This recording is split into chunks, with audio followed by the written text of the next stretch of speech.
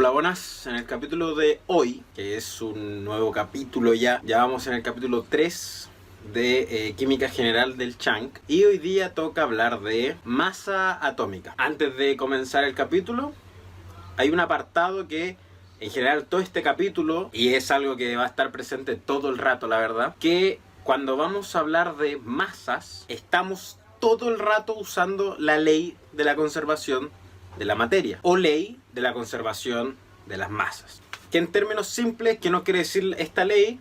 Que si yo tengo una masa acá y después le hago algo, lo muevo, lo modifico, le quito, le doy, tiene que tener relación todo el rato con lo inicial. Lo inicial tiene que ser igual a al final. Por eso se llama conservación, porque se conserva. No puede aparecer masa al final, no puede aparecer más masa al final si yo nunca le agregué más masa. ¿De qué depende la masa atómica? Bueno, la palabra masa atómica igual nos dice algo, ¿cierto? Es como cuando nosotros nos masamos a nosotros mismos, cuando nos subimos una báscula. Primero tenemos que recordar de qué estaba constituido el átomo. Y ustedes recordarán que el átomo estaba constituido por su núcleo, que contenía protones y neutrones, y los electrones que estaban orbitando. Por lo tanto, la masa atómica tiene relación con electrones, protones y núcleo. ¿Cuál es el primer problema que tenemos? Es que los átomos son tan pequeños, pero tan pequeños, pero tan pequeños, que nosotros no podemos decir cuánto masa un átomo. No tiene sentido. Ese es como lo primero. ¿Se puede masar un solo átomo? Cuando hablamos de masa atómica, ¿hablamos de cuánto masa un átomo? No, la verdad es que no. Es que es demasiado imposible porque es muy, pero muy pequeño. Sobre todo pensando que la masa atómica y todo este capítulo y todo esto, lo que vamos a ver en adelante, está pensado para trabajarse como en laboratorio. Por lo tanto, menos sentido tiene. Por lo tanto, ¿qué se va a hacer? Se toma un elemento, una masa, que vamos a usar como referencia, y en base a esa referencia nosotros vamos a ir calculando las masas atómicas de los otros compuestos. Eso es lo que se hace. Bueno, esto se entiende mucho más cuando se trabaja, o lo vamos a ver más adelante. Por lo tanto, vamos a definir qué es la masa atómica. La masa de un átomo es, y esto es como muy libro, la masa del átomo, pero en unidades de masa atómica. ¿Qué son las unidades de masa atómica? O las famosas UMA, unidades de masa atómica. Vamos a definir qué son las UMA o unidad de masa atómica. ¿Qué es la UMA o la unidad de masa atómica? Se define de manera internacional como la masa igual a 1/12 de la masa de un átomo de carbono 12. Habíamos dicho que íbamos a usar, para hablar de masas, como el átomo es tan chiquitito, no tenía sentido hablar de un átomo. Por lo tanto, lo que se hacía era hablar en referencia a un elemento, y en base a esa referencia de ese elemento podemos hablar de lo otro. Esto es un consenso. Los científicos dijeron, vamos a definir los átomos, la masa atómica, con las UMAs. ¿Qué son las UMAs? La unidad de masa atómica. Las UMAs, nuestro átomo de referencia va a ser el carbono 12. ¿Cuál es el carbono 12? El carbono 12, el carbono en general es el elemento. Pero dentro de la naturaleza nosotros podemos encontrar varios isótopos de ese mismo carbono. Ya hicimos un video hablando qué eran los isótopos. Pero en términos simples, carbono tiene 6 protones. Eso es su identidad. Los isótopos son cuando nosotros cambiamos el número de neutrones. Como en este caso es carbono 12, quiere decir que tiene 6 protones y 6 neutrones en su núcleo. Por lo tanto, el carbono 12 se define como 12 unidades de masa atómica. Repito, se toma el carbono 12 y los científicos dicen, bueno, el carbono 12, este va a ser nuestro átomo de referencia, y nosotros decimos, bueno, el carbono 12 va a ser igual a 12 UMAs o 12 unidades de masa atómica. ¿Qué eran las masas atómicas o la unidad de masa atómica? ¿O para qué lo usábamos? Para poder saber cómo masaban los otros átomos, los otros compuestos, los otros elementos químicos.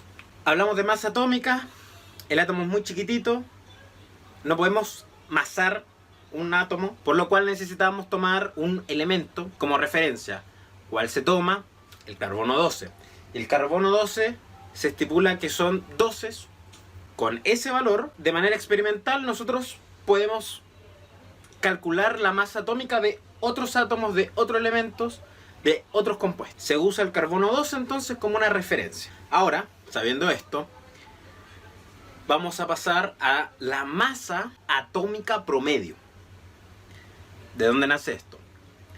Cuando uno busca en su tabla periódica y busca un elemento en particular y uno va al carbono, vemos que el carbono tiene 12,0111 de unidad de masa atómica. La pregunta es, ¿de dónde salen esos 0,1 o 0,111?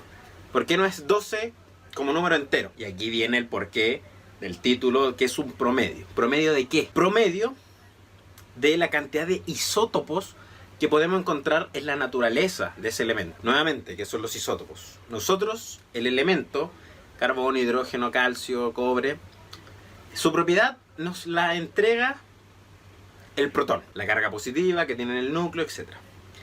Pero puede variar el neutrón. Si yo tengo un neutrón más, si yo tengo un neutrón menos, sigue siendo carbón, sigue siendo hidrógeno, pero va a tener otras propiedades porque tiene o un neutrón más o un neutrón menos. Y esos son isótopos. Por lo tanto, se saca un promedio en la naturaleza. En general, por ejemplo, en el carbono es aproximadamente un 98% de carbono 12 y un 2 porcentaje de carbono 3, o aproximado. Pero la idea es que se entienda de que existen isótopos de los elementos, por lo tanto, los científicos hacen un promedio y a fin de cuentas el que tenga mayor abundancia en la naturaleza es la masa atómica que se le designa. Por lo tanto, cuando nosotros decimos que el elemento carbono, el que está en la tabla periódica, tiene una masa atómica de 12,01, estamos hablando del promedio de los carbonos. ¿Por qué? Porque tenemos carbono 12 y carbono 13 en la naturaleza. Pero claramente si uno hace los cálculos de cuál es la mayor abundancia de uno que otro, encontramos que termina predominando el carbono 12, pero por eso, es un promedio. El que uno encuentra en la tabla periódica es un promedio. Por lo tanto, y para terminar este capítulo 3,1, masa atómica, se nos coloca el siguiente ejercicio. Dice, si tenemos dos isótopos estables de iridio, un isótopo tiene 190,96 UMA y el otro 192,96 UMA. Y nos preguntan, ¿cuál es más probable de sacar? Si yo tengo lleno de iridio, lleno de isótopos de iridio, y que yo sé que hay solamente esos dos isótopos, ¿cuál es más probable de sacar? La respuesta radica en un poco el promedio, nuevamente.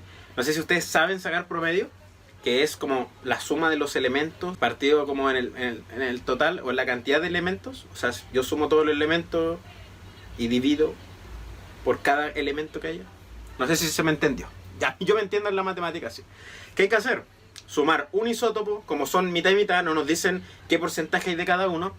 Mitad, 190,96 más 192,96 partido en 2. Y eso nos da 191,96. Ese es el promedio del iridio, 191,96. Si nosotros vamos a la tabla periódica y buscamos la masa atómica del iridio, vemos que es aproximadamente 192,2. Bastante cerca. Claramente un cálculo rápido, pero 191,9 se puede aproximar a 192, más o menos. Por lo tanto, para concluir y cerrando todo esto, hay que entender que la masa atómica se toma un átomo como referencia, que es el carbono 12, que ahí se ponen los pilares de las 12 unidades de masa atómica, y en base a ese carbono 12 se calculan de manera experimental las masas atómicas de los otros elementos. Y la masa atómica que nosotros encontramos en la tabla periódica tiene relación con el promedio de los isótopos que se encuentran en la naturaleza. Y con eso terminamos. Bastante conceptual los primeros capítulos. Eso sería. Nos vemos. Chau, chau.